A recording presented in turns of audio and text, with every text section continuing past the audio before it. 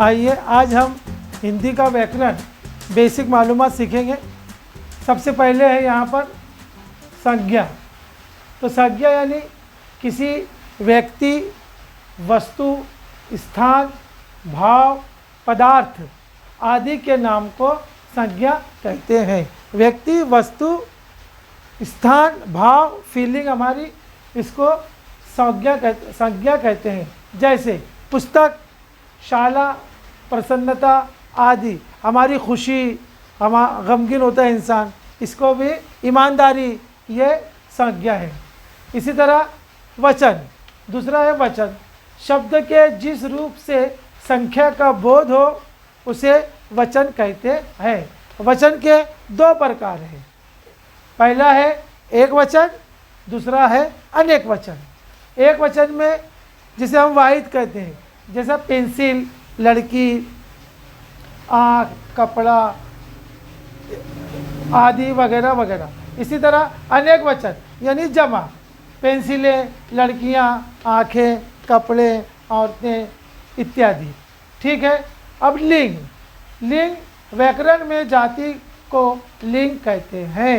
लिंग के दो प्रकार होते हैं, पहला है पुल्लिंग, दूसरा है स्त्रीलिंग यानी मुज़क्कर मोनस। पुल्लिंग में क्या है कि जिस शब्द से पुरुष जाति का बोध होता है उसे पुल्लिंग कहते हैं। जिससे हमको, जैसे लड़का, आदमी वगैरह, लड़का, आदमी, बंदर, शेर आदि वगैरह। स्त्रीलिंग यानी मोनस, जिस शब्द से स्त्री जाति का बोध होता है उसे स्त्रीलिंग कहते हैं। जैसे लड़की, बंदरिया, औरत, शेरनी आदि। अब सर्वनाम। सर्वनाम जो शब्द संज्ञा के बदले काम आए उसे सर्वनाम कहते हैं। जैसे मैं, हम, तू, तुम, आप, वो, कौन, कोई, जो, खुद, स्वयं, मैं खुद, इस तरह के अल्फाज को सर्वनाम कहते हैं। अब विशेषण देखिए।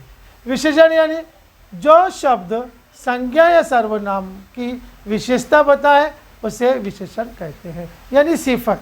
जैसे वो सर्वनाम और संज्ञा के बारे में जो बताए उसे विशेषण कहते हैं। जैसे काली बिल्ली, लाल घोड़ा, हरी मिर्च। तो ये नाउन के बारे में, जो संज्ञा के बारे में या सर्वनाम के बारे में जो मज़ीद मालूमात दे उसे विशेषण कहते हैं। विशेषता बताए। क्रिया, जिस शब्द में किसी कार्य के होने का बोध होता है उसे क्रिया कहते हैं। जैसे पढ़ना, सोना, खेलना, आना, जाना यानी फेल। जितने भी फेल है, जितने भी काम है उसे क्रिया कहते हैं। जुमले में ऐसे शब्द आते हैं जिससे काम का होने का जाहिर होता है उसे क्रिया कहते हैं। अब काल। काल जो है, काल का अर्थ होता है समय। काल के मुख्य तीन प्रकार होते हैं, यानी ज़माना। काल टेंस जिसे कहते हैं हम।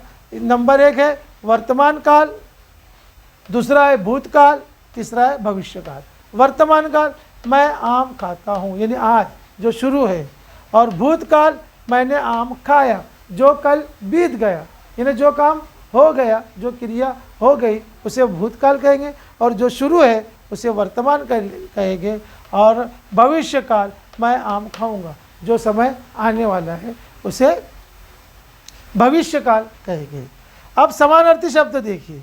समानार्थी शब्द क्या? समान अर्थ वाले शब्द, यानी एक चीज़ के दो नाम। जैसे यहाँ पर बताया गया है प्यार, प्रेम, स्नेह, शिक्षक, अध्यापक। तो इस तरह समान अर्थी वाले शब्द हैं। आकाश, गगन वगैरह। अब विरुद्ध अर्थी शब्द यानी उसके उलट, जैसा विरोधी अर्थ के शब्दों को विरुद्ध अर्थी शब्द कहते हैं। जैसे ज़मीन, आसमान, अच्छा, बुरा, रात, दिन इत्यादि। ठीक है।